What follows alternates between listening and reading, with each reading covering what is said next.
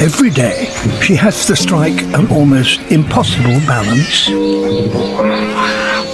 dividing her time between hunting, scent marking her boundaries, and nursing her cubs.